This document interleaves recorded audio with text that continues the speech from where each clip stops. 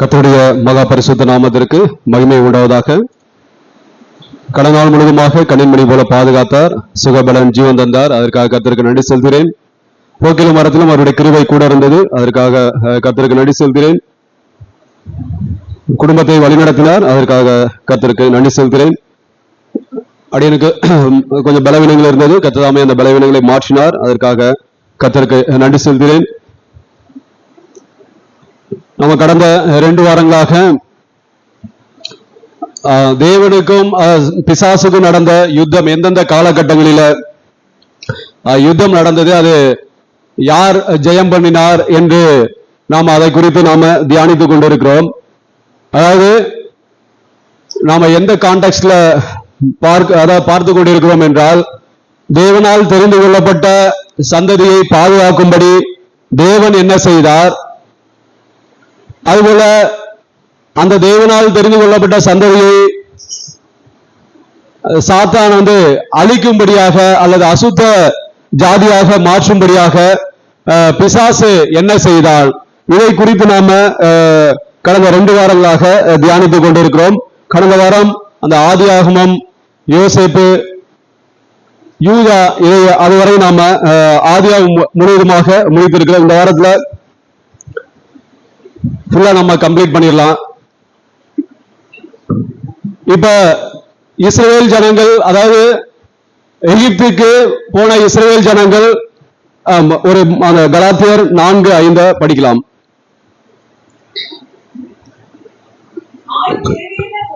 காலம் நிறைவேறின போது ஸ்ரீனிடத்தில் பிறந்தவரும் நியாயப்பிரமாணத்திற்கு கீழானவருமான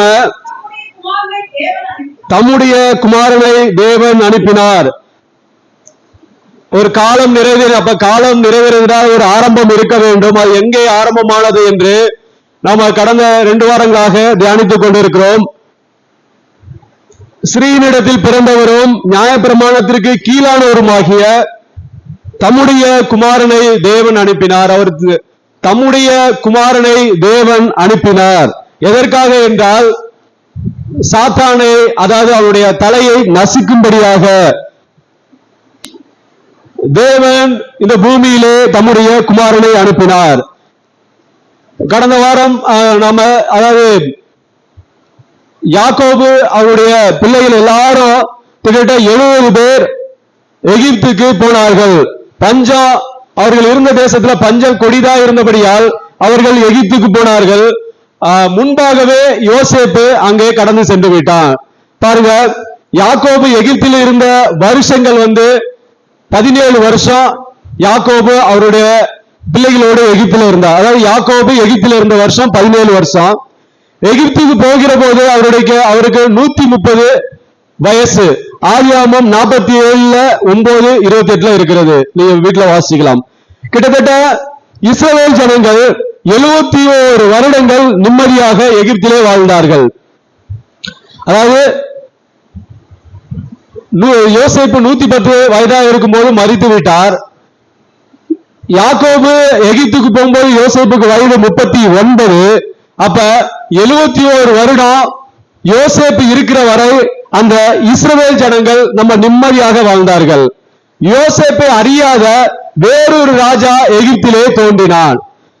அப்ப எகிப்தில தோன்றி இஸ்ரவேல் ஜனங்களை மிகவும் கொடுமைப்படுத்தினார்கள். இவங்க என்ன, ஜனம் பெருத்து கொண்டே இருக்கிறாங்க, ஏதாவது ஒரு யுத்தம் வந்துச்சுன்னா இவர்கள் நமக்கு விரோதமாக மாறிவிடுகிறார்கள் என்று சொல்லி அவர்களை, அதாவது வெளியே எங்கேயும் போக கூடாது, ரொம்ப அடிமைப்படுத்தணும், ரொம்ப அப்படியே அவர்களை கிரஷ் பண்ணுவோம், அப்படியாக அந்த எகிப்தின் ராஜா தீர்மானித்தான். யாத்ராகமம் 1:8-12 வரை இருக்கு பாருங்க. இப்ப அவருடைய பிசாசுடைய திட்டம் என்னன்னா, இஸ்ரவேல் ஜனங்கள் எகிப்திலே இருந்து தேசத்தை விட்டு புறப்பட்டு போய்விடாதபடிக்கு அவன் திட்டம் தீட்டினான். அந்த இஸ்ரவேல் ஜனங்கள் எகிப்திலே இருக்க வேண்டும், எகிப்தியருக்கு அடிமையாகவே இருக்க வேண்டும். ஏனென்றால் எகிப்தியர் ஒரு அசுத்த ஜாதியாக, பொல்லாத பாவத்தை செய்கிறவர்களாக அவர்கள் காணப்பட்டார்கள். அவர்கள் மத்தியில இவர்கள் குடியிருக்கும் போது அவர்களுடைய தெய்வங்களை இவர்கள் கும்பிட ஆரம்பித்து விட்டார்கள், யெகோவாவை மறந்து விட்டார்கள். அதனாலதான் பாருங்க, அவர்கள் அதாவது எகிப்தை விட்டு கடந்து சென்று மோசே வந்து மலைக்கு போனதுக்கு பிற்பாடு அந்த ஆரோன் வந்து கன்று கூட்டிய அது எகிப்தினுடைய தெய்வம் அது. அப்ப அந்த அவர்கள் மத்தியில இருந்தனால இவர்களுக்கும் அந்த விக்கிரகங்களை தொழுது கொள்ள வேண்டும், அந்த பாகாலை தொழுது கொள்ள வேண்டும் என்ற ஒரு எண்ணம் அவர்களிடத்திலே ஊடுருவிட்டது. இதுதான் அவருடைய திட்டமாக இருந்தது. அதாவது எகிப்தில் இஸ்ரவேல் ஜனங்கள் எகிப்திலே இருக்க வேண்டும், அவர்களுடைய தெய்வத்தை தொழுது கொள்ள வேண்டும், யெகோவாவை தொழுது கொள்வதை நிப்பாட்ட வேண்டும், ஒரு அசுத்த ஜாதியாக அநீதி செய்கிறவர்களாக மாற வேண்டும் என்று அவன் திட்டம் தீட்டினான். இன்னொரு திட்டமும் திட்டம் பாருங்க. அதாவது ஆண் பிள்ளைகள் பிறந்தால் கொன்று போட வேண்டும் என்று உத்தரவு பிறப்பித்தான். யாத்திராகமம் 1:16 இருக்கிறது. ஆண் பிள்ளைகள் வளர்ந்து அதாவது சந்ததி உண்டாகாதபடிக்கு, அந்த சந்ததியிலிருந்து கிறிஸ்துவானவர் பிறக்காதபடிக்கு எல்லா ஆண் பிள்ளைகளையும் கொன்று போடும்படியாக அவன் ஒரு திட்டம் தீட்டுகிறான் பாருங்க. ஆனா தேவனுடைய திட்டத்தை பாருங்க. அங்க இருந்த நர்ஸ் மருத்துவச்சிகள் மூலமாக பிறக்கிற குழந்தைகள் பிள்ளைகள் எல்லாம் பாதுகாக்கப்படுகிறார்கள். எபிரேய மருத்துவச்சிகள் வந்து அவர்கள் எபிரேய மருத்துவச்சிகளாக இருந்தாலும் கூட யெகோவா என்ற தெய்வத்துக்கு பயந்தார்கள். இஸ்ரவேல் ஜனங்கள் கும்பிடுகிற தெய்வத்துக்கு அவர்கள் பயந்தார்கள். யாத்திராகமம் 1:17 இருக்கிறது. அது மூலமா மோசே என்ற குழந்தை பிறக்கிறது. மோசே மூலமாக இஸ்ரவேல் ஜனங்கள் எகிப்தை விட்டு பிரித்து எடுக்கிறார். பாருங்க, ஏற்கனவே சொன்ன மாதிரி ஒவ்வொரு காலகட்டத்திலையும் அவர்கள் தப்பு செய்யும் போது அல்லது அந்த ஜனக்கூட்டத்துல பாவமான ஜனக்கூட்டத்தில் இருக்கும்போது தேவன் அவர்களை பிரித்தெடுப்பார். ஒவ்வொரு காலகட்டத்திலையும் தேவன் வந்து பிரித்தெடுத்துக்கிட்டே இருக்கிறார். ஏறக்குறைய 359 ஆண்டுகள் இஸ்ரவேல் ஜனங்கள் எகிப்திலே ஒடுக்கப்படுகிறார்கள். அதாவது அவர்கள் 430 ஆண்டுகள் எகிப்திலே இருந்தார்கள். அப்ப 430 ஆண்டுகள்ல 71 வருஷம் ரொம்ப ஜாலியா இருந்தாங்க. ஆனா அதற்கு பின்பாடு கிட்டத்தட்ட ஏறத்தாழ 359 ஆண்டுகள் அவர்கள் எகிப்திலே ஒடுக்கப்பட்டார்கள். இஸ்ரவேல் ஜனங்களுடைய கூக்குரலை தேவன் கேட்கிறார். யாத்திராகமம் 2:23 தேவன் ஆபிரகாமோடும் ஈசாக்கோடும் யாக்கோபோடும் செய்த உடன்படிக்கையை அவர் அப்பதான் நினைவு கூறுகிறார். அவர் நினைவு கூறுவதற்கு எத்தனை வருடம் ஆகிவிட்டது? கிட்டத்தட்ட 430 வருடம் ஆகிவிட்டது. யாத்திராகமம் 2:24-25 அது மாத்திரம் படிக்கலாம்.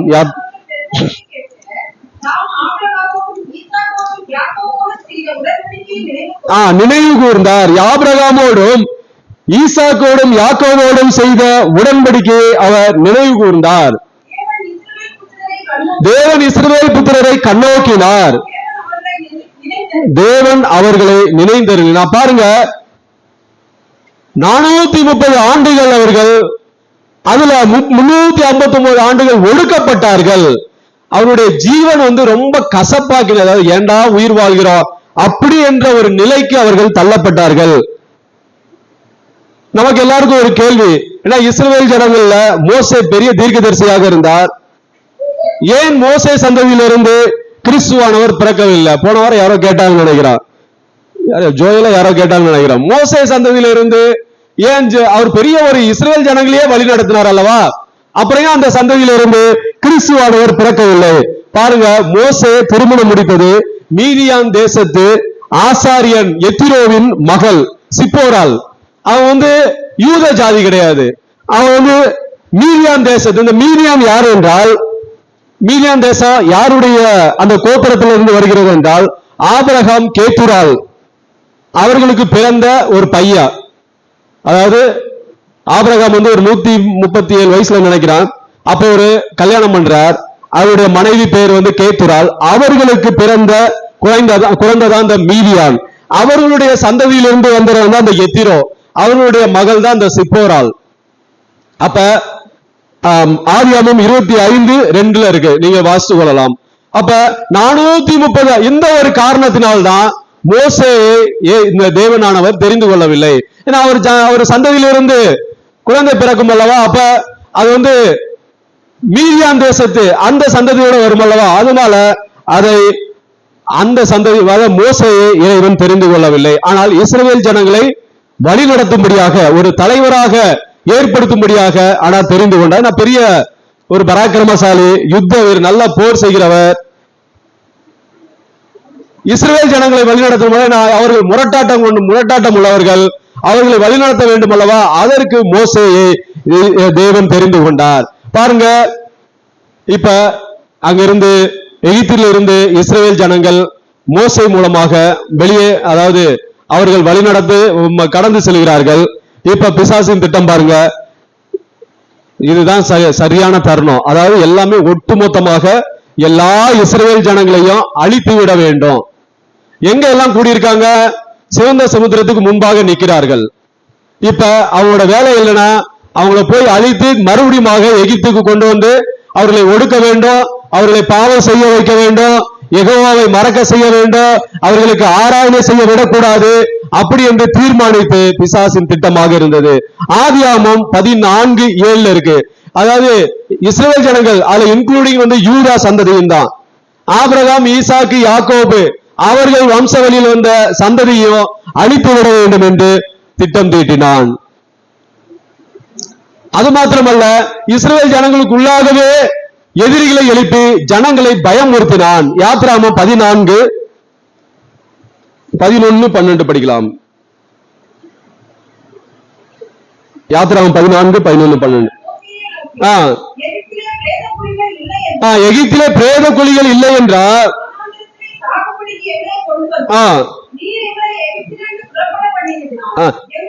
எங்களுக்கு இப்படி செய்கிறது என்ன? அதாவது இந்த வனாந்தரத்துல சாகும்படிக்கா எல்லாரும் கரைந்து போய்விட்டார்கள். அதாவது ஒரு குரூப்ப அவர்களுக்குள்ளாகவே பிசாசு எழுப்பி விட்டான். அதாவது யாராவது ஒருத்தர் சொன்னாங்க, என்ன ஒரு என்ன இங்க கூட்டு வந்து அப்படி சொன்னாங்கன்னா அது அப்படியே பரவும், அப்படியே கொஞ்சம் கொஞ்சமாக போகும். அந்த சிந்தனை தான் எல்லாத்துக்கும் இருக்கும். ஐயோ, நிஜமாவே நம்ம சாகதான் போறோம் போல, இதுக்கு வேற வழி இல்ல. பின்னாடி பார்த்தா பார்வோன் நிக்கிறான், முன்னாடி பார்த்தா சிவந்த சமுத்திரம், இந்த மோசேக்கு மண்டையில அறிவே இல்ல, நம்மளை போய் கூட்டு வந்து விட்டாங்க, வனாந்தரத்துல சாகும்படியாக அழைத்து வந்து விட்டான் என்று பிசாசான அவர்களுக்குள்ளாகவே எதிரிகளை எழுப்பி பயம் உறுத்தினான். 12.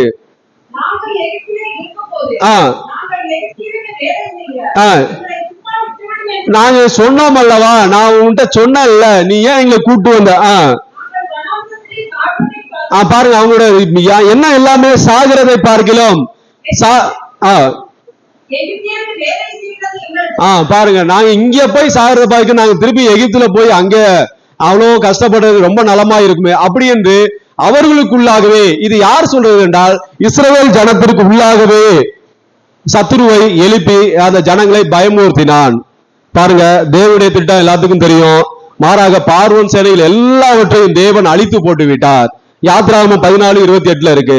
பிசாசின் திட்டம் இந்த இடத்துல தோல்வியில முடிந்து விட்டது. அந்த சிவந்த சமுத்திரத்தை 2ஆக பிளந்து அதன் வழியாக இஸ்ரவேல் ஜனங்கள் நடந்து போகும்படியாக கர்த்தர் கிருபை செய்தார். அந்த பார்வோனுடைய சேனைகள் ஒருத்தர் கூட மிச்சல எல்லாவற்றையும் அழித்து போட்டு விட்டார். இப்ப இந்த தேவனுடைய திட்டம் நிறைவேற கிட்டத்தட்ட 430 ஆண்டுகள் ஆனது. பாருங்க, சில சமயத்துல நம்முடைய வாழ்க்கையிலும் தேவனுடைய திட்டம் நிறைவேற, அதாவது சில காலங்கள் சில சமயங்கள் கடந்தாலும் அது நிறைவேறியே ஆகும். இந்த காலகட்டத்தில் கஷ்டங்கள் ஏற்படலாம், பாடுகள் உண்டாகலாம், துன்பங்கள் உண்டாகலாம், நமக்கு பிரச்சனைகள் ஏற்படலாம். ஆனாலும் காத்திருக்கும் போது ஒரு நாள் தேவனுடைய திட்டத்தை நம்முடைய வாழ்க்கையிலே நிறைவேற்றுவார். ஹல்லேலூயா! எப்படி இஸ்ரவேல் ஜனங்கள் 430 ஆண்டுகள் கஷ்டப்பட்டு ஒடுக்கப்பட்டார்களோ, ஏன் அவர்கள் ஒடுக்கப்பட்டார்கள் என்றால் 430 ஆண்டுகள் எதற்கு என்றால், அவர்கள் அதுவரை அங்க அதாவது கஷ்டப்பட்டாலும் யெகோவாவை நோக்கி அவர்கள் கூப்பிடல. நமக்கு கேள்வி வருங்களா, ஏன் 430 ஆண்டுகள் அவர்கள் அந்த இடத்துல ஏன் தேவன் முன்னாடியே யோசேப்பு ராஜா இறந்த உடனே அவர்களை கொண்டு வந்திருக்கலாம்ல அப்படின்னு நமக்கு ஒரு கேள்வி எழும்புகிறது அல்லவா? ஆனா இந்த இஸ்ரவேல் ஜனங்கள் அங்க கஷ்டப்பட்டாலும் அங்க இருக்கிற அந்த சுகபோகமான வாழ்க்கை, அதாவது அங்க சாப்பாடு, ஏன்னா இவர்கள் சாப்பாட்டு பிரியர்களாக இருந்தார்கள். அந்த பாவம் இவர்கள் அது ரொம்ப அந்த கஷ்டத்திற்கு அது தெரியல, கஷ்டப்படுவது தெரியல. மாறாக அந்த பாவமும் அந்த சுகபோகமான அந்த வாழ்க்கையும் அவர்களுக்கு ரொம்ப பெரிதாகவே இருந்தது. அதனால் தேவன் பார்த்து கொண்ட, நீ எப்பதான் கூப்பிடுவ அப்படி என்று வெயிட் பண்ணிக்கிட்டே இருந்தார். அவர்கள் கூப்பிடுவதற்கு கிட்டத்தட்ட 430 ஆண்டுகள், அதாவது யோசேப்பு மரித்து 359 ஆண்டுகள் கழித்து அவர்களுக்கு அப்புறம்தான் அவருடைய கூக்குரல் தேவனுடைய சன்னிதானத்தில் அப்புறம் அவர்கள் கூக்குரல் இடுகிறார்கள். நான் இதை குறித்து தியானித்தேன். ஏன் கடவுள் ஏன் 430 ஆண்டுகள் ஏன் எடுத்துக்கணும்? உடனே எடுத்திருக்கலாம், உடனே அவர்கள் அழைத்திருக்கலாம் என்று காலம் நிறைவேறின போது. ஹல்லேலூயா. அப்ப அடியன் உணர்ந்து கொண்டது, இவர்கள் அந்த காலம் வரையிலும் இவர்கள் தேவனை கூப்பிடவில்லை, மாறாக பாகாலையோ அந்த எகிப்தின் தெய்வத்தையும் கும்பிட்டு கொண்டு அவர்களை தொழுது கொண்டபடினால்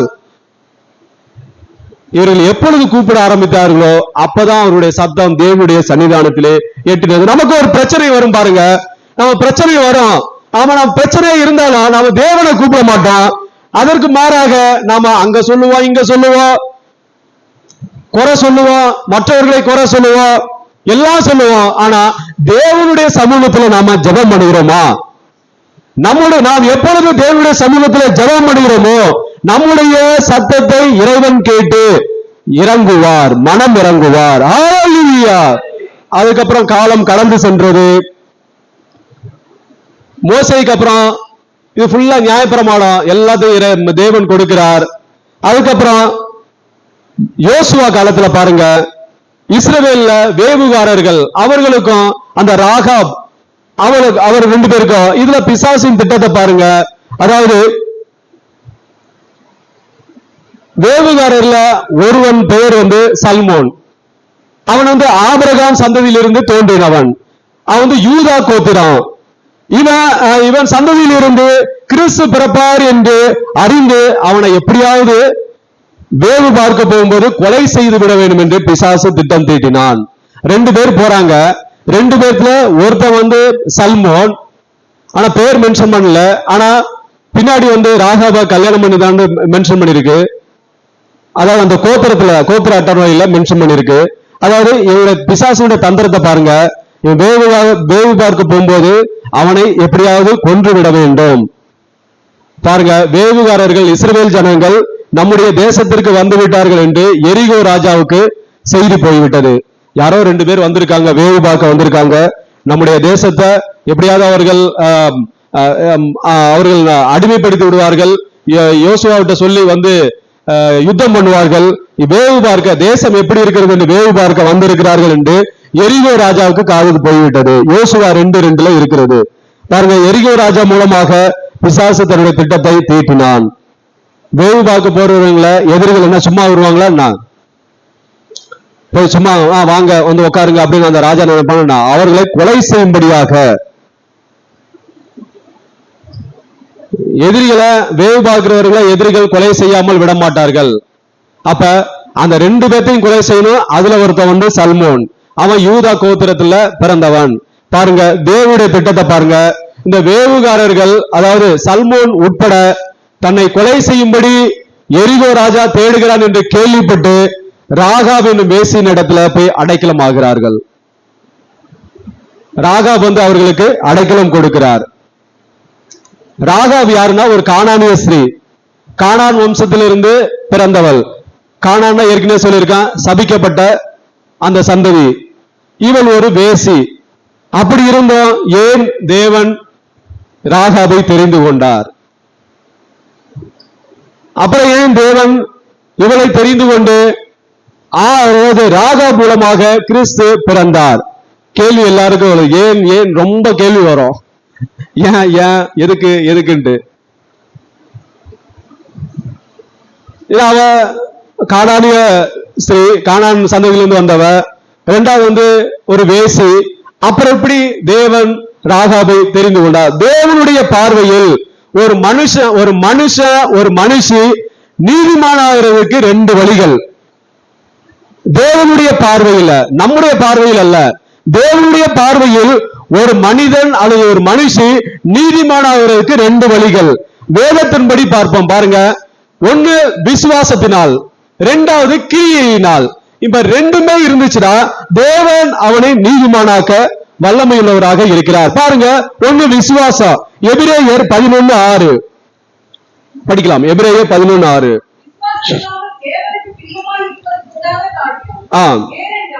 தேவனிடத்தில் கேட்கிறவர் அவர் உண்டென்றும் அவர் தம்மை தேடுகிறவர்களுக்கு பலன் அளிக்கிறவருக்கு விசுவாசம் இல்லாமல் தேவனுக்கு பிரியமாயிருப்பதற்கு கூடாத காரியம்.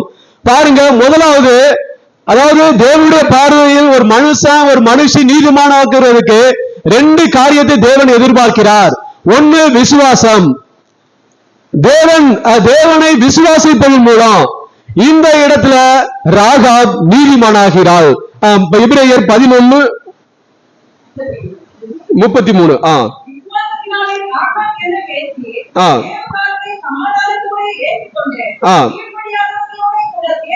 பாருங்க, விசுவாசத்தினாலே ராகாப் என்னும் பேசி வேவுகாரர்களை, பாருங்க, தேவனுடைய பார்வையில நீதிமானவர்களுக்கு முதல் காரியம் விசுவாசிக்க வேண்டும். யாரை விசுவாசிக்க வேண்டும்? தேவனை விசுவாசிப்பதன் மூலம். இந்த இடத்துல ராகாப் தேவனை விசுவாசித்தாள். விசுவாசத்தினால அவள் நீதிமானாகிறாள். ராகாவுடைய விசுவாசம் ரொம்ப பெரியது, நாம நினைக்கிற மாதிரி இல்ல. அதாவது யோசுவா 2:9-12 நீங்க வீட்டுல போய் வாசிக்கலாம். அதாவது யெகோவாவை அவர் தெய்வமாக ஏற்றுக்கொண்டால்.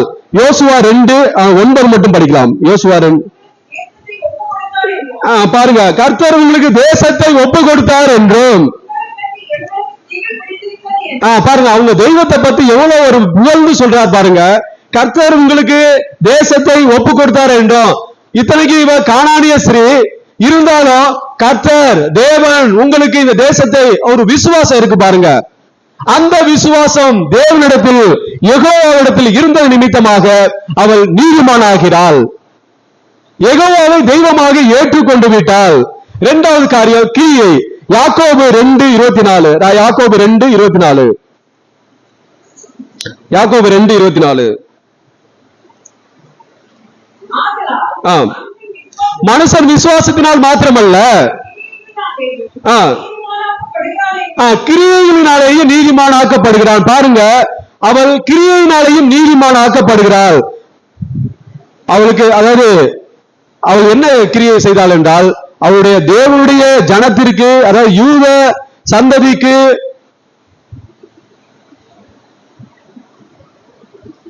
கிறிஸ்து அந்த சல்மோன் மூலமாக பிறக்க போகிறார் என்று அவளுக்கு தெரியாது.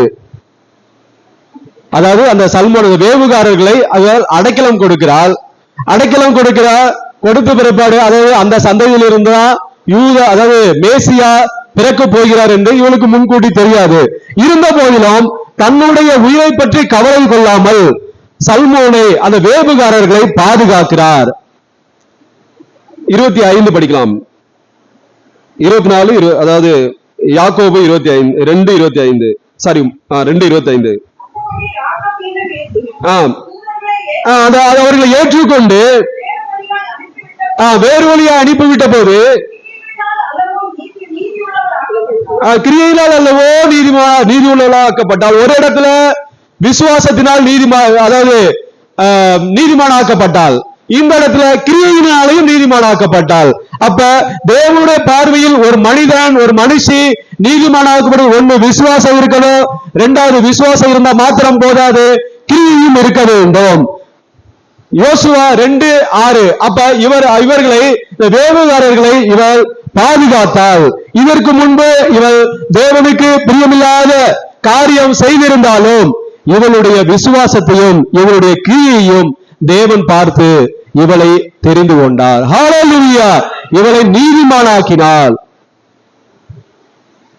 அவளை இஸ்ரவேல் நடுவிலே, இஸ்ரவேல் ஜனத்தோடு குடியிருக்கும்படி தேவன் செய்தார். யோசுவா 6:25. யோசுவா 6:25 கடைசி பகுதி.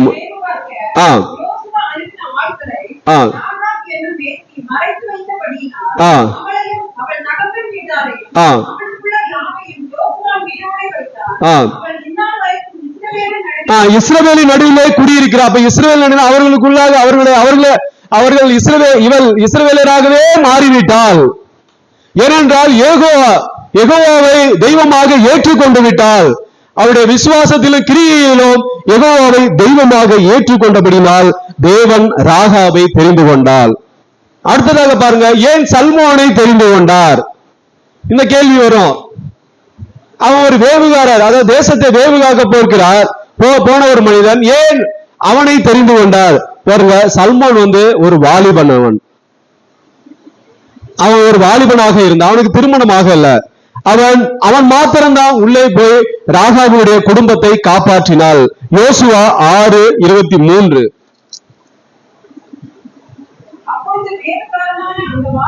அந்த வாலிபர் 2 பேர் போனாங்க. அதாவது வேவுகாரர் 2 பேர் போயிருக்காங்க. அவர்களை மறைத்து வைத்து மறுபடியுமாக நீங்க போய்விடுங்க என்று சொல்லி தப்பித்து அனுப்பிவிட்டார்கள். யோசுவா ஜனக்கூட்டத்தோடு வருகிறார். எரிகோ விட்ட சண்டை போட வருகிறார். வரும்போது யோசுவா சொல்லிவிட்டார், உங்களை பாதுகாத்தவங்கள்ட்ட போய் உங்களை யாரெல்லாம் பாதுகாத்தாங்களோ அவர்களை போய் நீங்க பத்திரமா கொண்டு வாங்க என்று சொல்லுகிறார். இந்த வாலிபர், வேவுகாரரான அந்த வாலிபர் உள்ளே போய் அவர்களை, அதாவது ராகாபையும் அவன் குடும்பத்தையும் வெளியே கொண்டு வருகிறார். பாருங்க, கொடுத்த வாக்குறுதியை இவன் நிறைவேற்றினான்.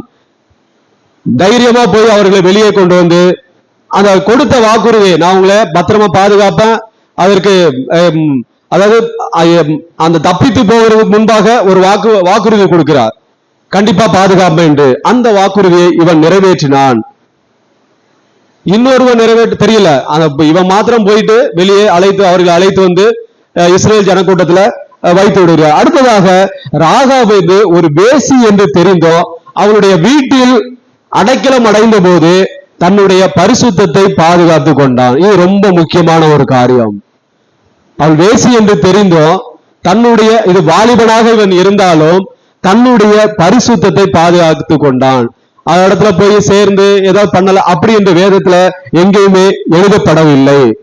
இவன் வேசித்தனத்திற்கு இடம் கொடுக்கவில்லை. அருமையான தேவனுடைய பிள்ளைகளே, இந்த காரியத்தினால வேவுகாரரான சல்மோனை தேவன் தெரிந்து கொண்டார். இவர்கள் இருவருக்கும் திருமணமானது என்று வேதத்துல எழுதப்படவில்லை. ஆனால் வம்ச அட்டவணையில பெயர் எழுதப்பட்டுள்ளது. மத்தேயு 1:5 எழுதப்பட்டிருக்கு.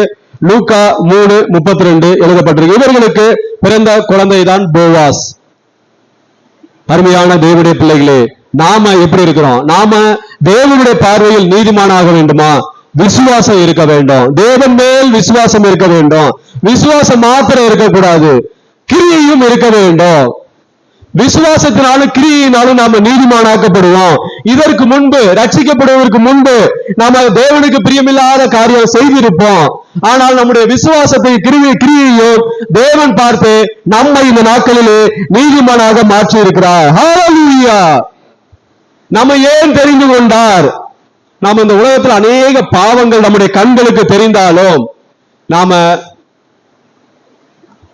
நம்மை விலக்கி மீட்டு காத்துக் கொள்கிறார். பாருங்க, நம்ம வாலிபர்களாக இருக்கலாம், சகோதரராக இருக்கலாம், சகோதரிகளாக இருக்கலாம், நம்மை பாதுகாக்கிறார் இல்லையா?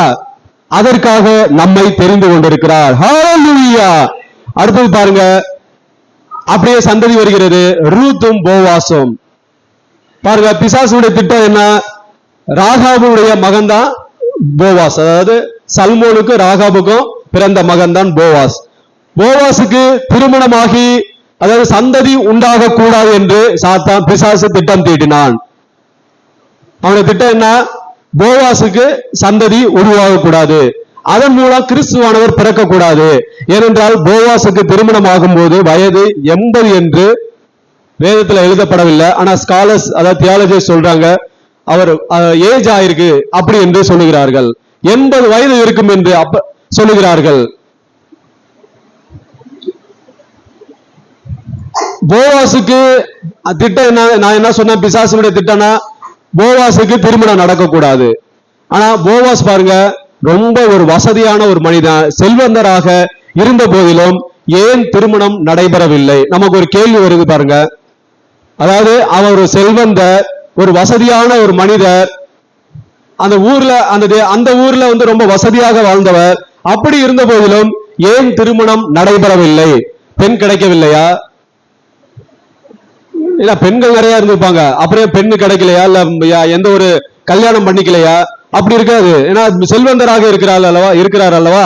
அப்புறம் ஏன் 80 வயது வரை திருமணம் நடைபெறவில்லை?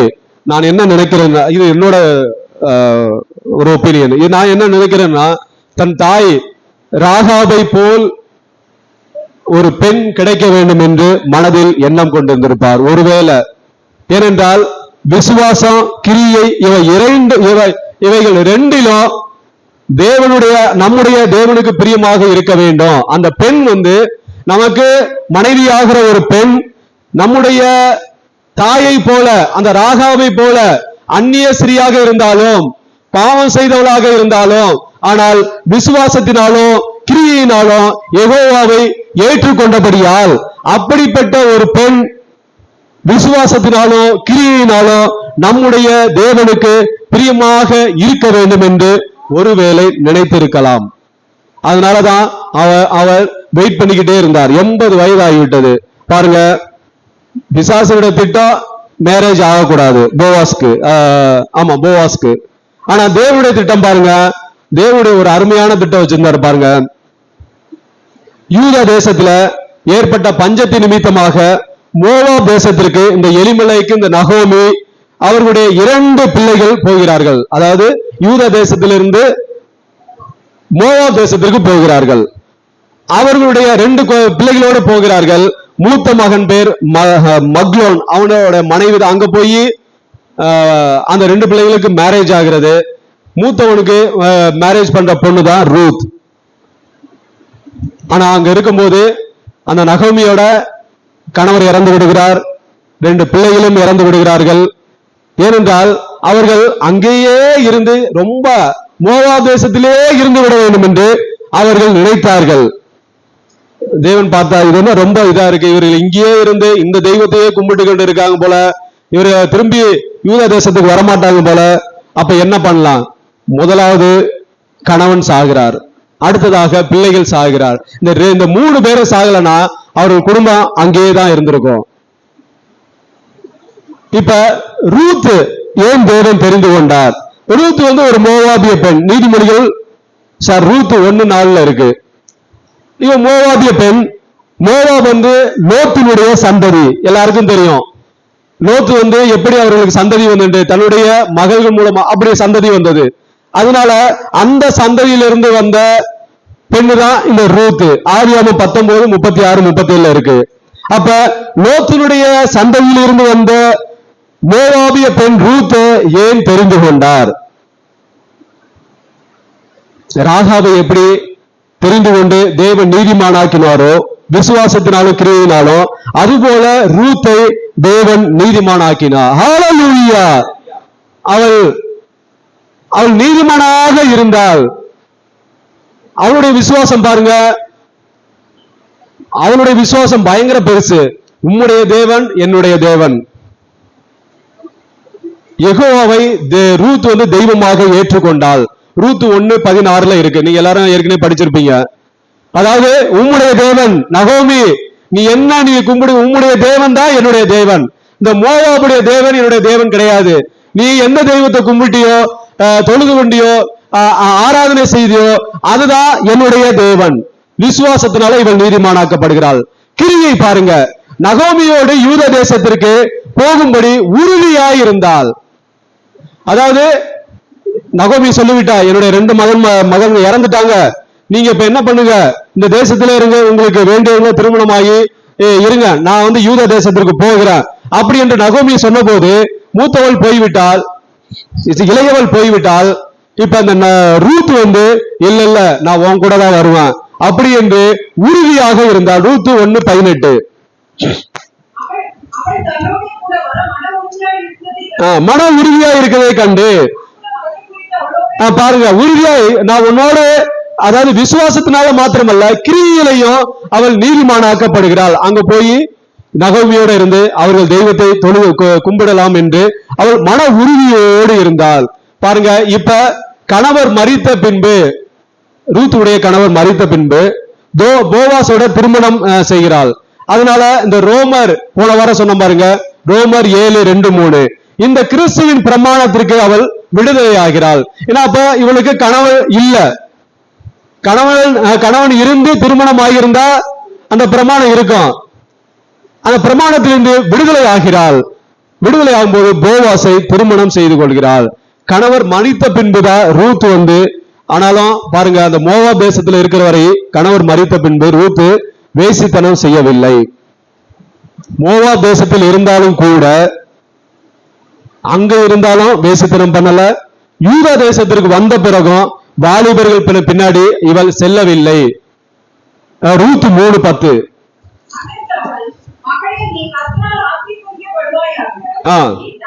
நீ தரித்திரரும் ஐஸ்வர்யவான்களுமான வாலிபர்களின் நீ வாலிபர்களின் பிறகே போகாது. உன் முந்தின நற்குணத்தை பார்க்கிறோம். பாருங்க, உன் பிந்தின நற்குணம் பாருங்க, நற்குணசாலி என்று தன்னுடைய வருங்கால கணவரால சாட்சி. இது எவ்வளவு பெரிய காரியம் பாருங்க. ஏன் ரூத்தை தெரிந்து கொண்டா நம்ம கேள்வி கேட்கிறோம் இல்லையா? விசுவாசத்தினால நீதிமானாக்கப்படுகிறாள், கிரியினால நீதிமானாக்கப்படுகிறாள், அந்த பிரமாணத்திலிருந்து விடுதலையாகிறாள். கணவன் மரித்த பின்புதான், கணவன் மரித்த பின்பு வேசித்தனம் அல்ல, மோவா தேசத்தில் இருக்கும் போதும் பண்ணல, யூத தேசத்திற்கு வந்த பிற்பாடும் பண்ணல. அதாவது நமக்கு தன்னுடைய அந்த வயசுல யார் பின்னாடி அவள் போகல. நற்சாட்சி பெற்றால் எந்த வாலிபர் பின்னாடி அவள் போகவில்லை.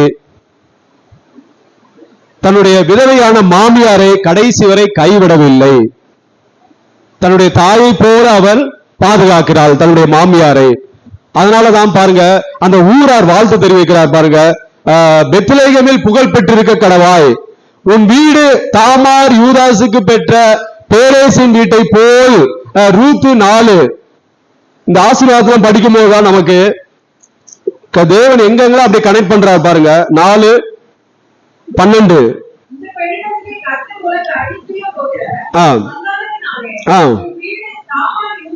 தாமார் யூதாவிற்கு பெற்ற பேரேசின் வீட்டை போல. பாருங்க, தாமார் யூதாவுக்கு பெற்ற அவருடைய தாமாருடைய குழந்தை, அதாவது கணவர் 2 கணவர் இறந்து விட்டார்கள்.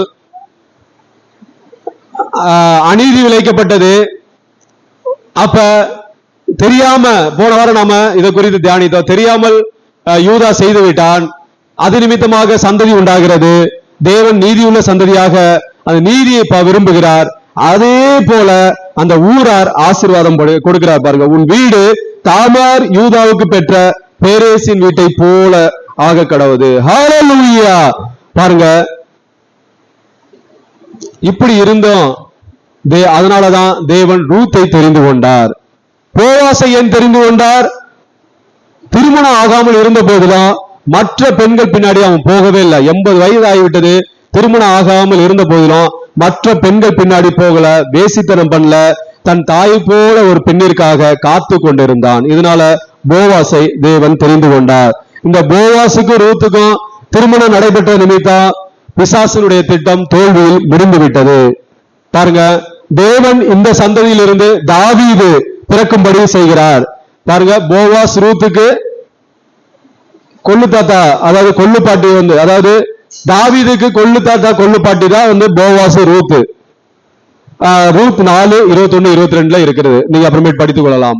அருமையான தேவனுடைய பிள்ளைகளே, அவனுடைய திட்டத்தை எல்லாவற்றையும் தேவன் முறியடித்துக் கொண்டே வந்தார்.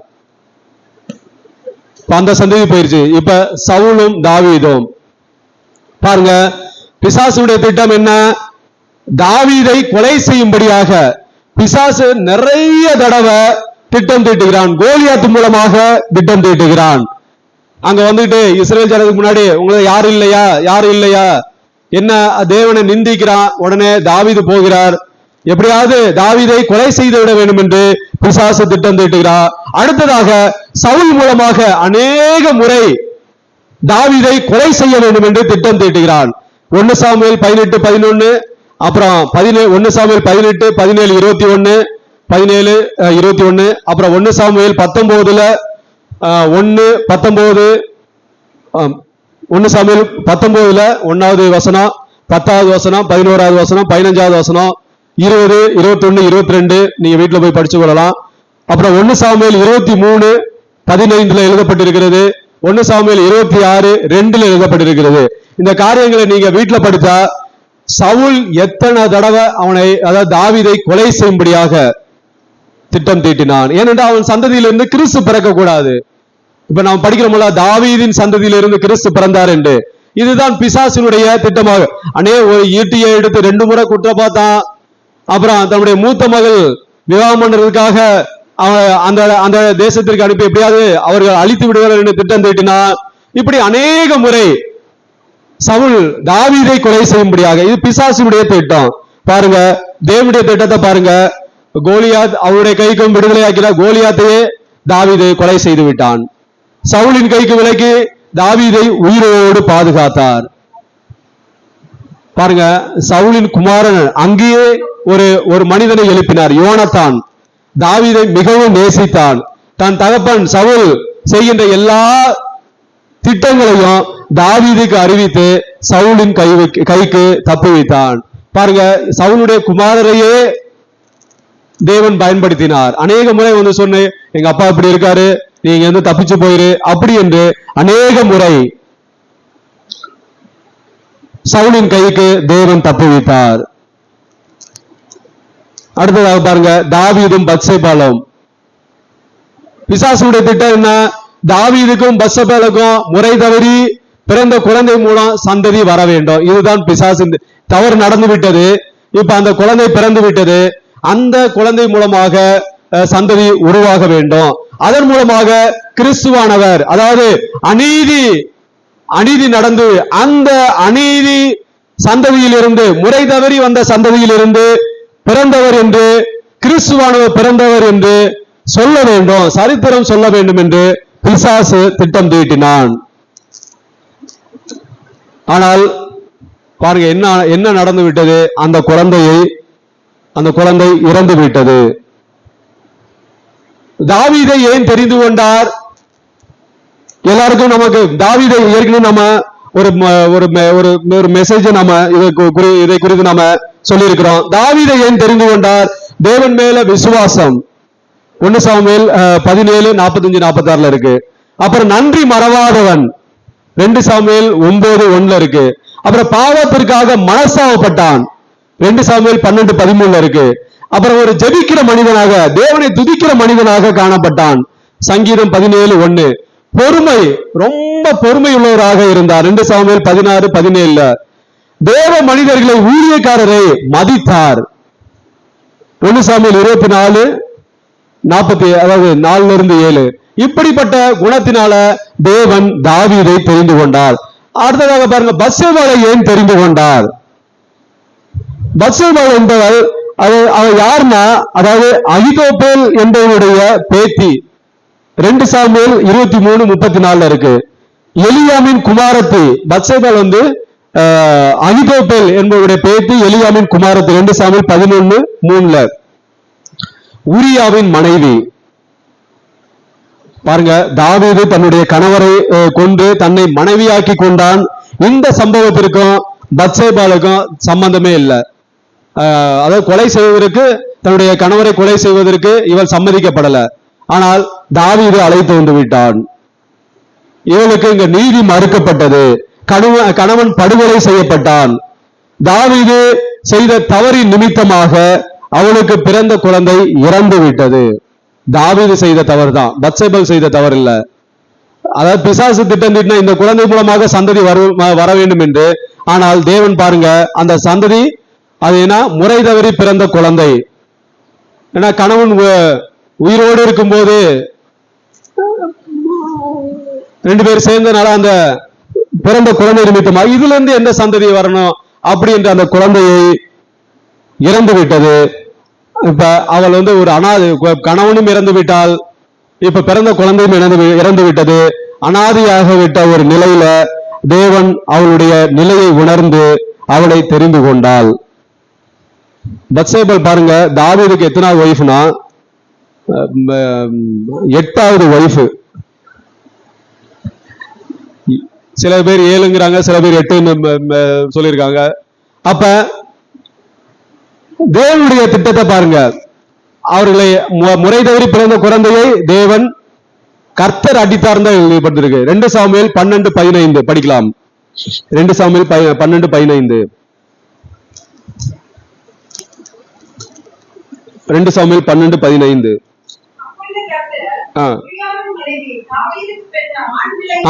ஆண் பிள்ளையை அடித்தார், கர்த்தர் அடித்தார்னு இருக்கு. பாருங்க நமக்கு கேள்வி வரும் பாருங்க, ஒரு சின்ன குழந்தைய போய், அது பிறந்த குழந்தையை போய் ஏன் கர்த்தர் அடிக்கணும்? அது ஒன்று மரியாதை, பாவம் மரியாதை குழந்தை. ஏனென்றால் அந்த குழந்தையின் மூலமாக சந்ததி பிறக்கக்கூடாது, கிறிஸ்து பிறக்கக்கூடாது என்று அறிந்து அந்த குழந்தையை கர்த்தர் அடித்தார். அதன் மூலமா அதாவது அதன் பிறகு தாவீது என்ன, அதாவது தான் செய்த பாவத்திற்காக தன்னை தாழ்த்தினான், அந்த பாவத்திற்காக மன்றாடினான், மறுபடியும் மன்றாடி தேவனுடைய சமூகத்துல என்னை மன்னியுமாண்டவரே என்று கதறினான். தேவன் எல்லாவற்றுக்கும் இறங்குகிற தேவன். தாவீதுக்கும் பத்சபாலுக்கும் அந்த சாலமோன் என்ற குழந்தை பிறந்தான். அங்க இருந்துதான் அந்த சந்ததி திரும்ப மறுபடியுமாக வருகிறது. பாருங்க, அடுத்ததாக பாருங்க, சாலமோனும் அவனுடைய ஞானமும் பாருங்க. சாலமோன் ஆட்சி செய்த அந்த தேசம் மிக ரொம்ப அமைதலாக இருந்தது. அதாவது யுத்தமே நடக்கல. ரொம்ப அவனுடைய ஞானத்தினால் எல்லா ராஜாக்களிடத்திலையும் அவன் நேசம் பாராட்டி தேசம் மிகவும் அமைதலாக இருந்தது. ஆனா அவருடைய தகப்பனா தாவீதின் காலத்துல யுத்தம் நடந்து கொண்டே இருந்தது. இப்ப பிசாசினுடைய திட்டத்தை பாருங்க. அதாவது எகிப்திற்கு போய் சம்மதம் கலக்கும்படியாக கலந்த நிமித்தம் அவனுடைய இருதயம் தேவனை விட்டு வழி விலகும்படி செய்து விட்டான். அதாவது ரொம்ப செல்வந்தம், ரொம்ப யானம், அது நிமித்தமாக ரொம்ப குதிரைகள் வாங்கணும், நல்லா நிறைய போருக்கு நிறைய சேர்க்கணும் அப்படி என்று சொல்லி எகிப்துல போய் சம்பந்தம் கலந்த நிமித்தமாக தேவன் அவனுடைய இருதயம் தேவனை விட்டு வழி விலகும்படி சாத்தான் பிசாசு செய்து விட்டான். 1 ராஜாக்கள் 11:1-6 எழுதப்பட்டிருக்கிறது. பாருங்க, யெகோவாவை தேவனை மறந்து மற்ற எல்லா தெய்வங்களையும் ஆராதனை செய்யும்படியாக பிசாசு சாலமோனை வைத்து விட்டான். 1 ராஜாக்கள் 11:33 படிக்கலாம். 1 ராஜாக்கள் 11.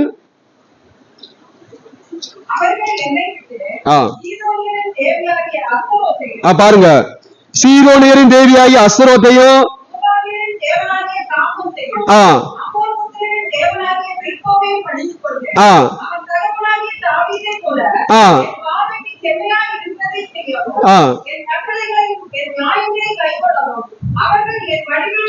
நடவாமல் போனபடினால் என் தாவீது யெகோவாவை அதாவது ஆராதனை செய்தார். அந்த தெய்வத்தெல்லாம் அந்த சாலமோன் விட்டு பாருங்க, தேவியாகிய அஸ்ரோத்து, மோவாபு, அம்மோனு எல்லா தெய்வத்தையும் இந்த இஸ்ரேல் அதாவது எருசலேமுக்கு கொண்டு வந்து இவன் மாத்திரமல்ல அந்த ஜனங்களும் வழிபட பிசாசு செய்து விட்டான். இப்ப அவனுக்கு ரொம்ப, அதாவது இப்ப தேசம் எப்படி இருக்கிறது, ஃபுல்லா யெகோவாவை மறந்து விட்டார்கள், ஃபுல்லா விக்கிரகத்துல அந்நிய தெய்வங்களை தொழுது கொள்ள ஆரம்பித்து விட்டார்கள். இப்ப இஸ்ரவேல் ஜனங்களும் அந்த யூதா சந்ததியும் அந்த கிறிஸ்துவானவர் பிறக்கிற அந்த சந்ததியும் என்ன ஆகிவிட்டது என்றால் விக்கிரகங்களை மற்ற தெய்வத்தை தொழுது கொண்டு யெகோவாவை மறந்து விட்டார்கள். அமைதியாக இருந்தது, யுத்தம் கிடையல, யுத்தம் இல்ல அவருடைய பீரியட்ல. 2 முறை தேவன் எச்சரித்தார் சாலமோனுக்கு, எச்சரித்தோம், அவன் கீழ்ப்படியல. ஏன்னா இது பிசாசினுடைய திட்டம். ஏன்னா அந்த சந்ததியிலான யூதா கோத்திரமும் இருக்கு. அவர்களும் விக்கிரகத்தை தொழுது கொள்ள ஆரம்பித்து விட்டார்கள். தேசம் முழுவதும் விக்கிரகங்களால் நிறைந்து காணப்பட்டது. பாருங்க தேவனுடைய திட்டத்தை பாருங்க. ஆனா அந்த திட்டத்தை சாலமோன் காலத்துல தேவன் செய்யல. ஏன்னா தாவீதுக்கு சாலமோனுக்கு வாக்கு கொடுத்திருக்கிறார். ஆனால அதாவது சாலமோன் காலத்துல செய்யல. இஸ்ரேல் அந்த ராஜ்யத்தை 12 கோத்திரத்தை 2ஆக பிரித்து விட்டார். 1 ராஜாக்கள் 11:30-31 எழுதப்பட்டிருக்கிறது. 2 கோத்திரங்களை அதாவது 2 பிரிவாக, 2 கோத்திரங்களாக இல்ல, 12 கோத்திரங்களை 2 பிரிவாக பிரித்து விட்டார். யூதா பென்யமீன் ஒரு சைடும், இவன் சாலமோன் இந்த கோத்திரத்தை ஆளும்படியாக சாலமோனின் குமாரன் அதாவது ரெகோபெயாமை அவனை ஆளும்படியாக, இது 2 கோத்திரம் மாத்திரம்தான். மீதி 10 கோத்திரத்தை சாலமோனின் ஊழியக்காரர் யெரொபெயாமுக்கு கொடுத்து விட்டார். 1 ராஜாக்கள் 11:35-36.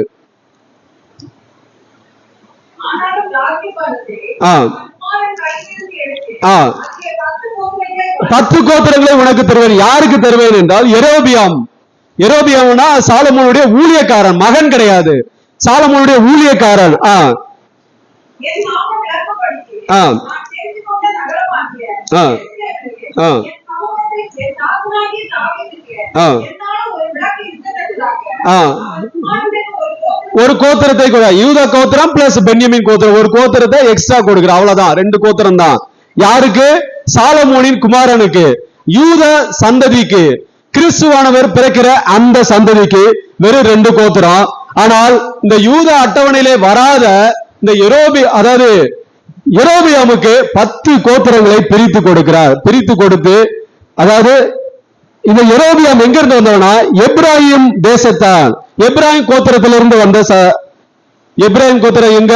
யோசேப்புடைய கோத்திரம், மனாசே, எப்ராயிம், இவர்களுக்கு பிறந்த இந்த கோத்திரத்திலிருந்து வந்தவன் தான் இந்த யெரொபெயாம். கன்ஃபியூஸ் பண்ணாதீங்க, அதாவது கன்ஃபியூஸ் ஆகாதீங்க. சாலமோனுடைய குமாரன் ரெகோபெயாம், சாலமோனுடைய ஊழியக்காரன் யெரொபெயாம். யெரொபெயாமுக்கு 10 கோத்திரம். இந்த ரெகோபெயாமுக்கு, சாலமோனுடைய குமாரனுக்கு 2 கோத்திரம் தான். 2 கோத்திரத்தை கொடுத்து யூதா, அதாவது நடுவுல வந்து யோர்தானுக்கு இந்த சைடு இருக்கிறவங்க, தென் திசையில இருக்கிறவங்க யூதாவும் பென்யமீனும், யூதாவுக்கு வட திசையில, அதாவது அந்த யோர்தானுக்கு வட திசையில இருக்கிறவங்க 10 கோத்திரம், அது வந்து வடநாடு, அதுல 10 கோத்திரம். 1 ராஜாக்கள் 12:21 இருக்கு, போய் படித்துக் கொள்ளலாம். பாருங்க, நாம நினைப்போம் என்னடா அது தாவீதின் சந்ததிக்கு வெறும் 2 கோத்திரம், கொஞ்சம் ஜனம்தான். ஆனா எப்ராஹிம் தேச சந்ததியில் இருந்த யெரொபெயாமுக்கு 10 கோத்திரத்துல திரளான ஜனக்கூட்டத்தை கொடுத்து விட்டாரு என்று. சரியா?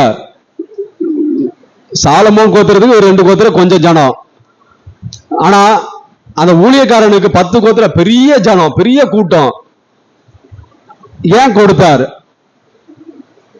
ஆனா எப்ராஹிம் சந்ததியை தேவன் தெரிந்து கொள்ளல.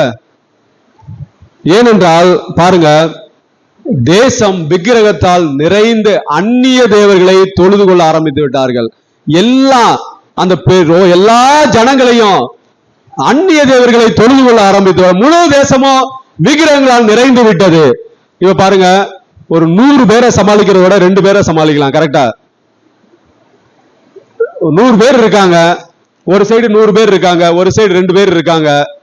இப்ப 100 பேரை சமாளிக்கிறது ஈஸியா இல்ல 2 பேரை சமாளிக்கிறது ஈஸியா?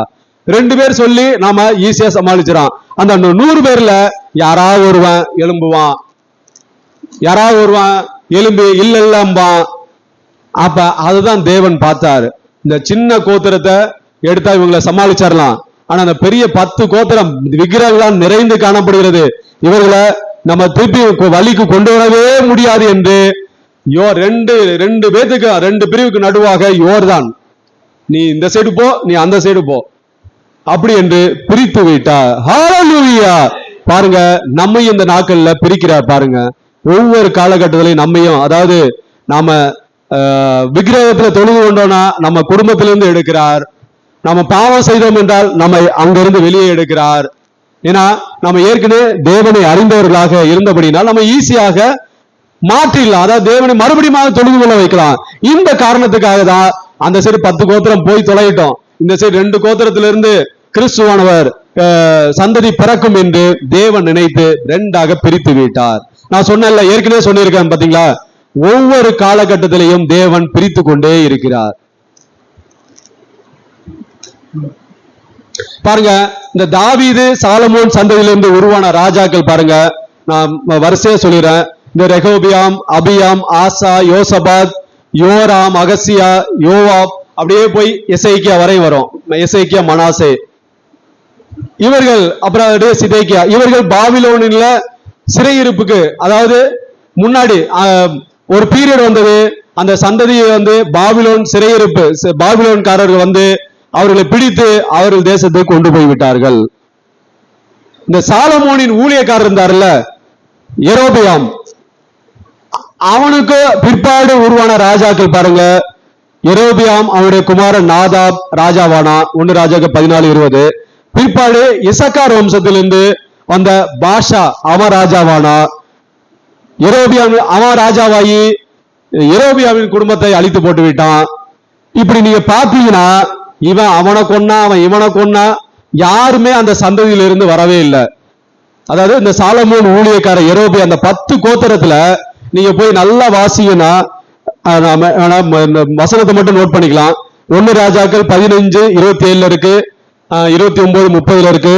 இந்த பாசாவின் குமாரன் ஏலா ராஜாவானா 1 ராஜாக்கள் 16:6 இருக்கு.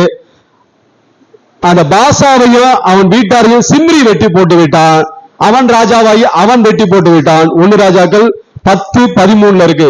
இப்படியாக இந்த சைடு இந்த 10 கோத்திரத்திலையும் துரோகம் நடந்து கொண்டே இருந்தது.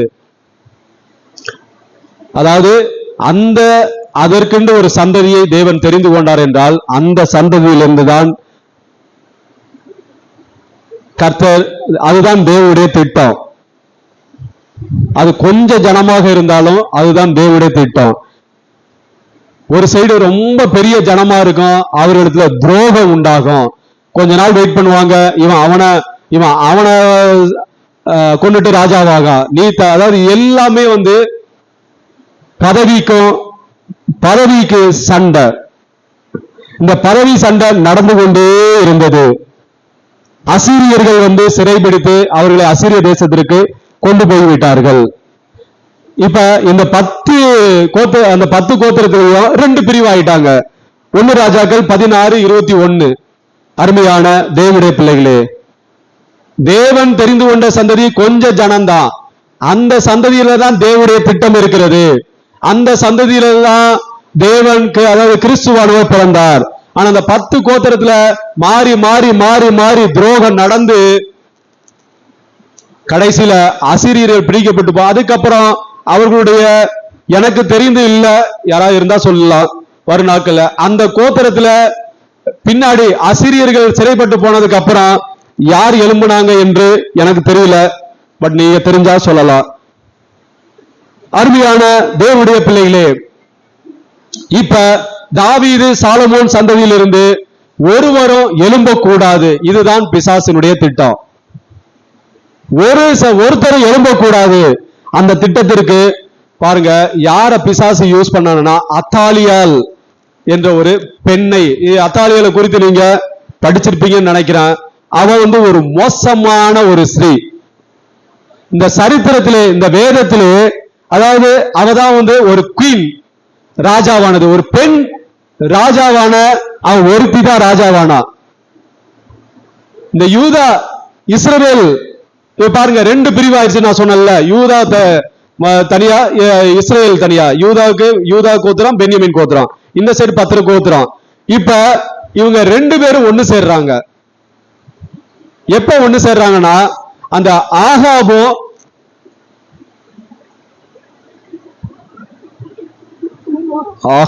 ஏதோ ஒரு ராஜா பேரு, யோசபாத்தும். ஆமா, இவ 2 பேரும் சமாதானம் கலந்துக்கிறாங்க. அதாவது நீ 10 கோத்திரத்துல இருக்க, நான் 2 கோத்திரம், 2 பேரும் சமாதானம் ஆகலாம்.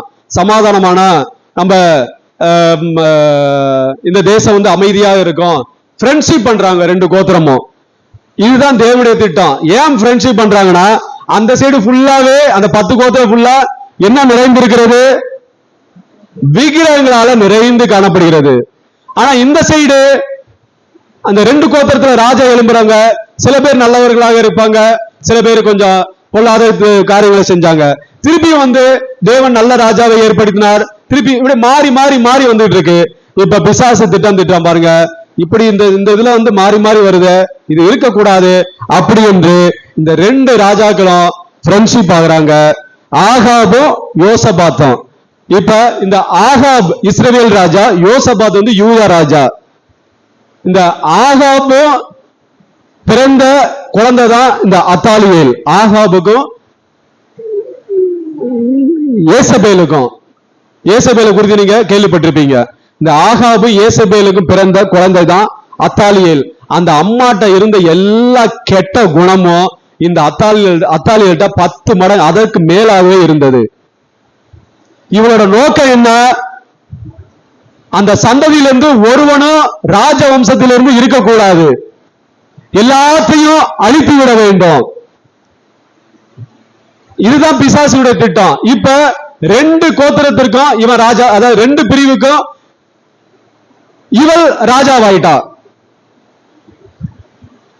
அந்த ராஜவம்சத்தில் இருக்கிற எல்லா குழந்தைகளையும் எல்லாவற்றையும் அழித்து போட்டு இவள் ராஜாவாகிவிட்டாள். 2 நாளாகமம் இவள் பொல்லாத ஸ்திரீ என்று 2 நாளாகமம் 24:7 இருக்கு. நீங்க வீட்டுல 2 நாள் படிக்கலாம். 2 நாளா 24:7. அந்த பொல்லாத ஸ்திரீயாகிய அத்தாலியாளுடைய மக்கள் தேவனுடைய ஆலயத்தை பலவந்தமாய் திறந்து கர்த்தருடைய ஆலயத்தில் உள்ள பிரதிஷ்டை பண்ணப்பட்டவைகளை எல்லாம் பாகால்களுக்காக செலவு பண்ணி போட்டார்களே என்றார். பாருங்க, இந்த பொல்லாத ஸ்திரீயாகிய அத்தாலியாளுடைய மக்கள் பாருங்க, தேவனுடைய ஆலயத்தை பலவந்தமாய் திறந்து கர்த்தருடைய ஆலயத்தில் உள்ள பிரதிஷ்டை பண்ணப்பட்ட எல்லா இதுதான் சாத்தானுடைய திட்டம். அந்த கர்த்தருடைய ஆலயத்துல எல்லாம் என்ன இருக்கணும்? பாகால், அவன் தெய்வத்தை வச்சிடணும். இப்ப மறுபடியுமாக 2 பிரிவு சேர்ந்து தேசம் முழுவதும் விக்கிரகங்களால் நிறைந்து விட்டது. இவன் ஒரு துன்மார்க்க ஸ்திரீ. பாருங்க, இந்த தாவீது சந்ததியில் இருந்த யோராமுக்கு இவளுக்கும் திருமணம் நடக்கும். இந்த யோராம் யாருன்னா யோசபாத்தோடைய மகன்.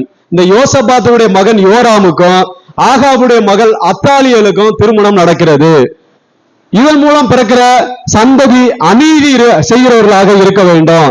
அதனால தாவீது சந்ததியில் இருக்கிற எல்லாரையும் கொண்டு போட்டு மகாராணி ஆகிறாள். 2 ராஜாக்கள் 11:1. 2 ராஜாக்கள் 11:1.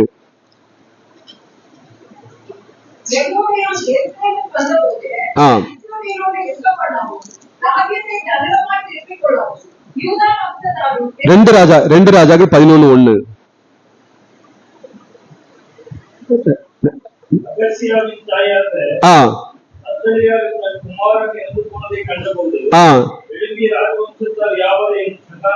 எலும்பி தன் குமாரன் அகசியா அவன் செத்து போனதை கேள்விப்பட்டு ராஜவம்சத்துல இருக்கிற எல்லாத்தையும் யாருமே இருக்கக்கூடாது, எல்லாத்தையும் சங்காரம் பண்ணி இவள் ராணியாக மாறிவிட்டாள்.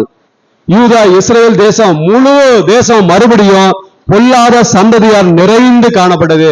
இவ பாருங்க, இவ பேர பிள்ளைகளையும் குழந்தைகளையும் விடல, அந்த யூத வம்சத்தில் இருந்த அந்த குழந்தைகளையும் விடல, எல்லாவற்றையும் கொண்டு போட்டு விட்டால். பாருங்க, பிசாசு நினைச்சா ராஜவம்சத்தை எல்லாரையும் அழித்து விட்டதாக பிசாசு எண்ணினான். இதன் மூலம் தேசம் முழுவதும் பாகால் தெய்வத்தால பாகால் நிறைந்து பாகாலதான் எல்லாம் கும்பிட்டு இருக்காங்க. யெகோவாவை மறந்து விட்டார்கள். தாவீது சந்ததியில யாருமே இல்லை என்று பிசாசு நினைத்து ரொம்ப சந்தோஷப்பட்டான், எல்லாத்தையும் அழித்து விட்டான். இப்ப அந்த சந்ததியிலிருந்து கிறிஸ்து பிறக்க முடியாது அப்படி என்று அவன் எல்லாத்தையும் அவன் ரொம்ப சந்தோஷமாக இருந்தான். ஆனா தேவனுடைய திட்டத்தை பாருங்க, யோசபால் மூலமாக அகசியாவின் குமாரனை கிட்டத்தட்ட 6 வருஷம் யோசபேல், அதாவது அவ கிடையாது, அந்த அத்தாலியலோட அம்மா கிடையாது, இவ 11:2.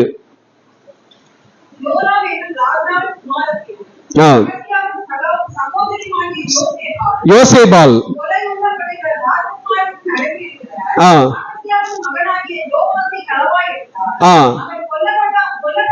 கொல்லப்படாதபடிக்கு பள்ளி அறையில் ஒளித்து வைத்தால். பாருங்க, இவளோட கூட அவன் 6 வருஷம் 3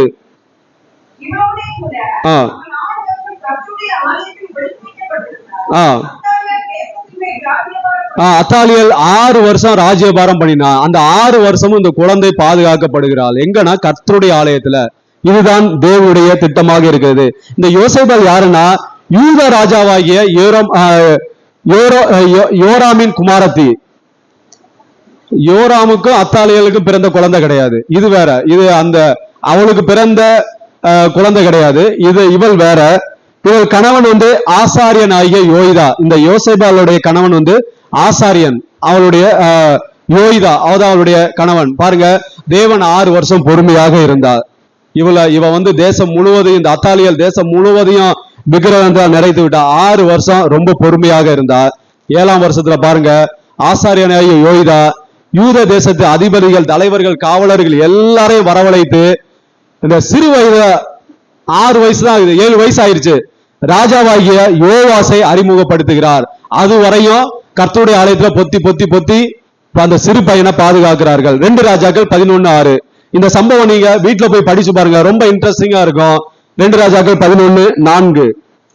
7ஆம் வருஷத்தில் யோர்தான் தூர்நாட்டு அதிபதிகளையும் ஆ. இஸ்ரவேலின் காவலாளரையும் அழைப்பித்து, ஆ. அவர்களை தன்னிடத்தில் கர்த்தருடைய ஆலயத்திலே வரச்சொல்லி, அவர்களோடு உடன்படிக்கை பண்ணி, அவர்களை கர்த்தருடைய ஆலயத்திலே ஆணையிட்டுக் கொள்ள, அவர்களுக்கு ராஜாவின் குமாரன் ராஜாவின் குமாரரை காண்பித்து பாருங்க. அப்பதான் ராஜாவின் 6 வருஷத்துக்கு அப்புறம் 7வது வருஷத்துல ராஜாவின் குமாரரை காண்பிக்கிறார்கள். வந்தவர்கள் எல்லாரும் பாருங்க ஒருமித்து அத்தாலியலை கொலை செய்ய வேண்டும் என்று இதுதான் தேவனுடைய திட்டமாக இருந்தது. யோவாசை ராஜாவாக அபிஷேகம் பண்ணினார்கள். யோவாசை ராஜாவாக அபிஷேகம் பண்ணி 2 ராஜாக்கள் 11:12. அப்பொழுது அவர் ராஜகுமாரனை வெளியே கொண்டு வந்து பீடத்தை அவன் மேல் வைத்து சாட்சியின் ஆத்மத்தை அவன் கையிலே கொடுத்தான். இப்படி அவரை ராஜாவாக்கி அபிஷேகம் பண்ணி, ராஜா வாழ்க. ராஜா இதுதான் இஸ்ரவேலுடைய ஒரு குணம். அதாவது இப்படி சொல்ல வேண்டும், ராஜாவாக ஏற்படுத்த ராஜா வாழ்க, ராஜா வாழ்க அப்படி என்று சொல்ல வேண்டும். பாருங்க, இப்ப சொன்னோன்னு இந்த சத்தத்தை ராஜாவாக எல்லாம் ஒரு குரூப்பா சொல்லும் போது அத்தாலியால் கேட்டு துரோகம் துரோகம் துரோகம் என்று கத்துகிறா.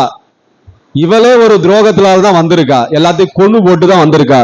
இவ பாருங்க, இவ துரோகம், இப்படி செய்யக்கூடாது, நான் இங்க ராணியாக இருக்கேன், எனக்கு விரோதமாக ஒரு கூட்டம் எழும்பி துரோகம் இது செய்யக்கூடாது என்று இவள் சொல்லுகிறாள். 2 ராஜாக்கள் 11, 13, 14.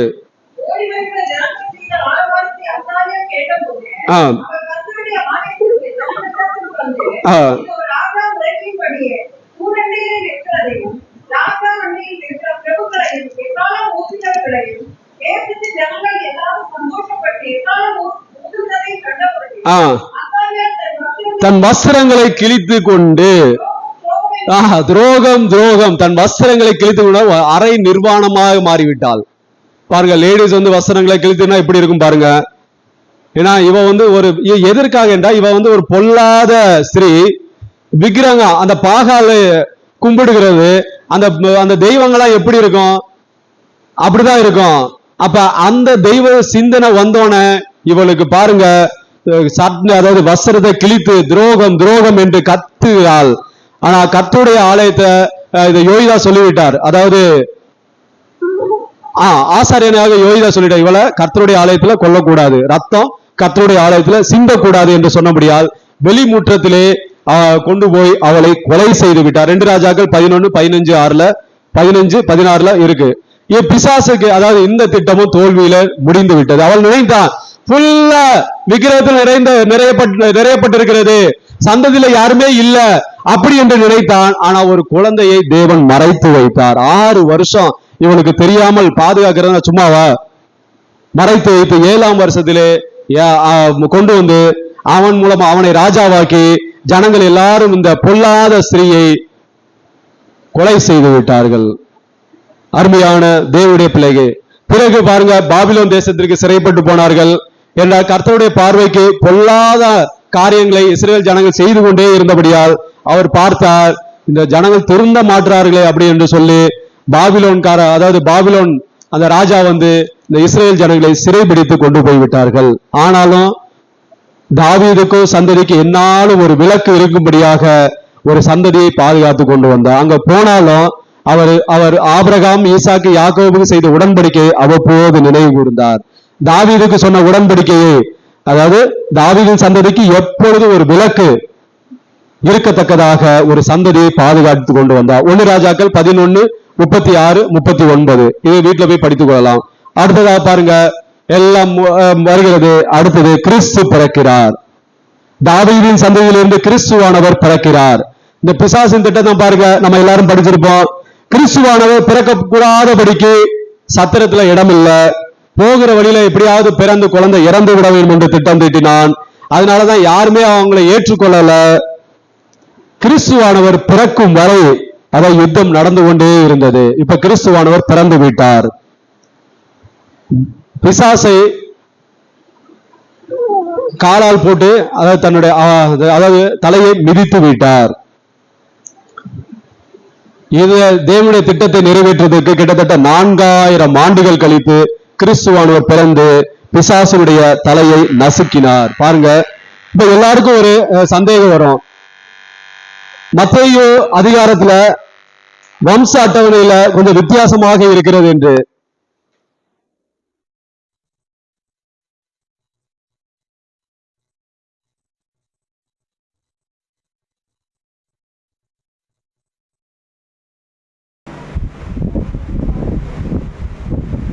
எல்லாருக்கும் ஒரு சந்தேகம் வரும். மத்தேயு அதிகாரத்துல வம்ச அட்டவணையில வித்தியாசமா இருக்கும், லூக்கா அதிகாரத்துல வம்ச அட்டவணையில சற்று வித்தியாசமாக இருக்கும்.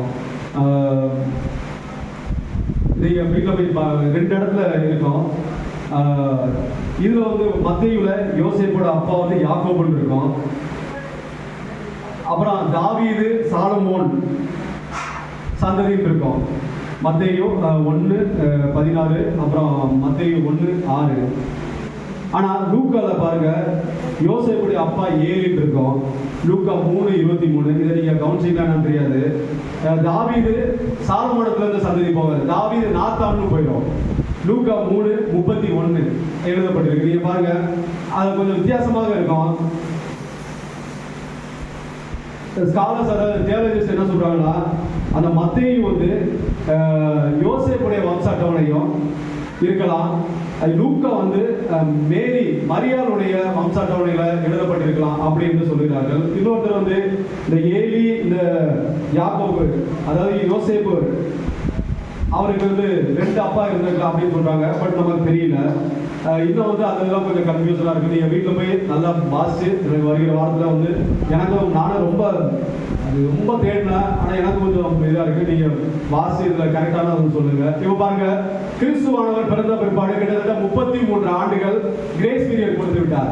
சரி, இந்த 33 ஆண்டுகள் இருக்கு. இப்ப ஏதாச்சும் பிசாசுடைய திட்டம் அவன் சும்மா இருந்தானா? இல்ல. பாருங்க, இயேசுவான பிறந்த பிற்பாடு ஏரோது மூலமாக கொலை செய்யும்படி திட்டம் தீட்டினான். அதுக்கப்புறம் 12வது வயதுல தொலைந்து போய் அப்படியே ஊழியத்தை நிறைவேற்றக்கூடாது திட்டம் தீட்டினான். அப்புறம் 30வது வயதுல ஊழியத்தை துவங்குவதற்கு முன்பு மலை உச்சியில கொண்டு போய் சாகடிக்க பார்த்தான். அப்புறம் ஜனங்கள் மூலமாக மலை உச்சியிலிருந்து தள்ளிவிட பார்த்தான். அப்புறம் சிலுவையில் அறையப்படுவதற்கு முன்பாக போர்ச்சவர்கள் மூலமாக இயேசுவை கொலை செய்து விட வேண்டும் என்று, அதாவது கொலை செய்து விட வேண்டும் என்று திட்டம் தீட்டினா. அந்த முயற்சியும் பலிக்கல. அப்புறம் ஜனங்களை தூண்டிவிட்டு கொலை செய்ய வேண்டும் என்று தீர்மானித்தார். ஆனால் கடைசி வரை பிசாசினால் இயேசுவை கொலை செய்ய முடியல. அதாவது சிலுவையில தான் அறைய முடிந்தது, மற்றபடி கொலை செய்ய முடியல. நன்றாக விளங்கிக் கொள்ளுங்கள். பிசாசு கடைசி வரை இயேசுவை கொலை செய்ய முடியவே இல்லை. பாருங்க, தேவனுடைய திட்டத்தை பாருங்க. எல்லா பிசாசின் திட்டங்களிலும் இருந்து இயேசுவை பாதுகாத்தார். இயேசுவின் நோக்கம் என்ன? சிலுவையில் தன்னுடைய உயிர் போக வேண்டும். அதுவும் நான் தான் என்னுடைய ஆவியை பிதாவிடத்தில் ஒப்படைக்க வேண்டும். பிசாசு வந்து நீ என்ன கொலை செய்து விட்டார் என்று ஒருபோதும் சொல்லக்கூடாது. அதனாலதான் லூக்கா 23:46 எழுதப்பட்டிருக்கிறது. அதாவது நான் பிதாவிடத்தில் ஆவியை ஒப்புவிக்கிறேன், அவர் தான் ஒப்புவித்தார். அப்ப இந்த திட்டம் கடைசி வரை இந்த திட்டம் தோல்வியில முடிந்து விட்டது.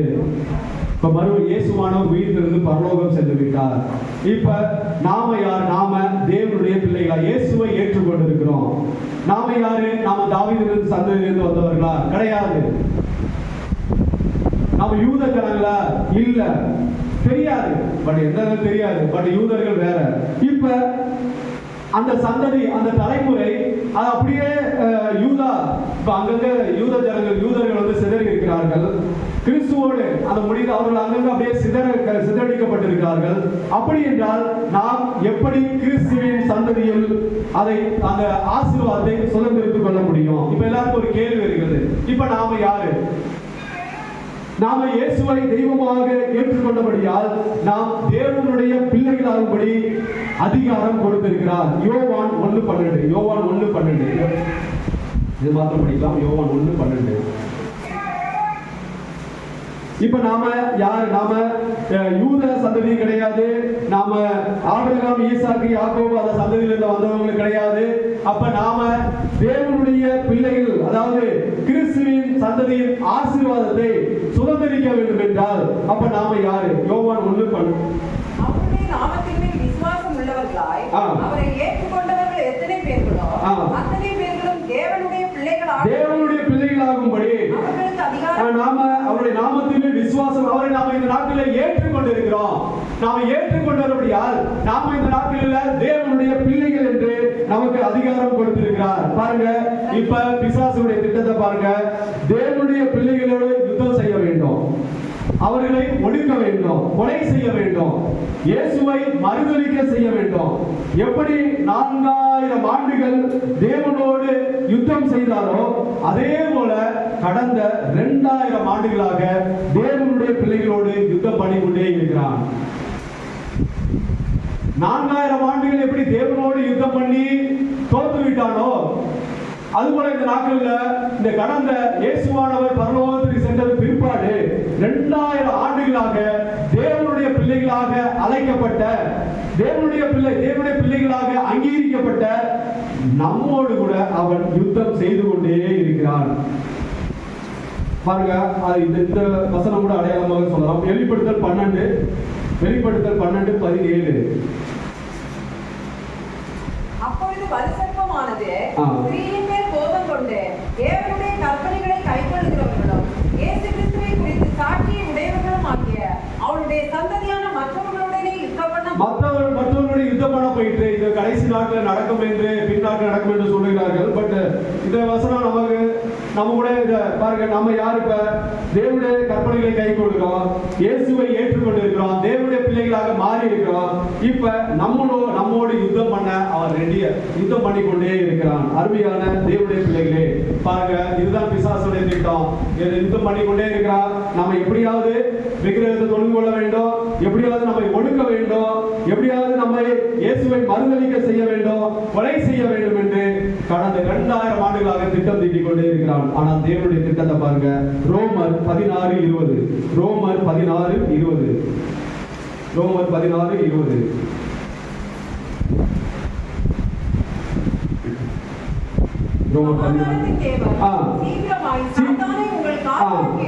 சமாதானத்தின் தேவன் சீக்கிரமாய் சாத்தானை உங்கள் கால்களின் கீழ் நசுக்கி போடுவார்.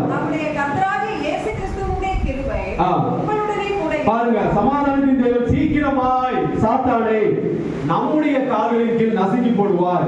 எப்படி தேவன் பிசாசின் தலையை அவர் காலால் நசுக்கி போட்டாரோ, நசுக்கினது போல நமக்கும் இப்படிப்பட்டதான உதவி செய்வார். சாத்தானின் தலையை நமது கால்களுக்கு கீழ் நசுக்கி போடுவார். ஹல்லேலூயா! இந்த காரியம் நடக்கும். அருமையான தேவனுடைய பிள்ளைகளே, தேவன் எப்படி ஜெயம் பெற்றாரோ அதுபோல நாமும் ஜெயம் பெறுவோம். நாம தேவனுடைய பிள்ளைகளாக இந்த நாட்களிலே மாறி இருக்கிறபடியால் நமக்கு யாரையும் போராட்டங்கள் உண்டு, பிசாசினால் சோதனைகள் உண்டு, கொலை செய்ய முயற்சி உண்டு, மறுதலிக்க செய்ய எவ்வளவோ முயற்சி பண்ணுவான். ஆனால் எப்படி தேவன் பிசாசின் தலையை நசுக்கினாரோ அதே போல நமக்கும் பிசாசை சாத்தானை நமது கால்களின் கீழ் நசுக்கி போட அவர் வல்லமையுள்ள தேவனாக சீக்கிரமாய் சாத்தானை நம்முடைய கால்களின் கீழ் நசுக்கி போடுவார். இந்த காரியத்திற்காக நாம தொடர்ந்து இதற்காக நாம, அதாவது சாராம்சனா பிசாசை ஜெயிக்க வேண்டும். தேவன் எப்படி ஜெயித்தாரோ அதுபோல நாமும் ஜெயிக்க வேண்டும். தேவனுடைய அதாவது அந்த சந்ததியிலிருந்து கிறிஸ்துவானவர் அதாவது பிறந்தது போல அந்த சந்ததியை எப்படி தேவன் பாதுகாத்தவரோ, அந்த சந்ததியை அழிக்கும்படி பிசாசு என்னெல்லாம் கிரியை செய்தானோ, தேவன் நம்முடைய சந்ததியும் கர்த்தர் பாதுகாப்பார். அந்த பிசாசின் கிரியில் இருந்து நம்முடைய சந்ததியை பாதுகாக்கும்படி தேவன் கிருபை செய்வார். கர்த்தர் இந்த வார்த்தைகளை ஆசீர்வதிப்பாராக. ஆமென். அல்லேலூயா.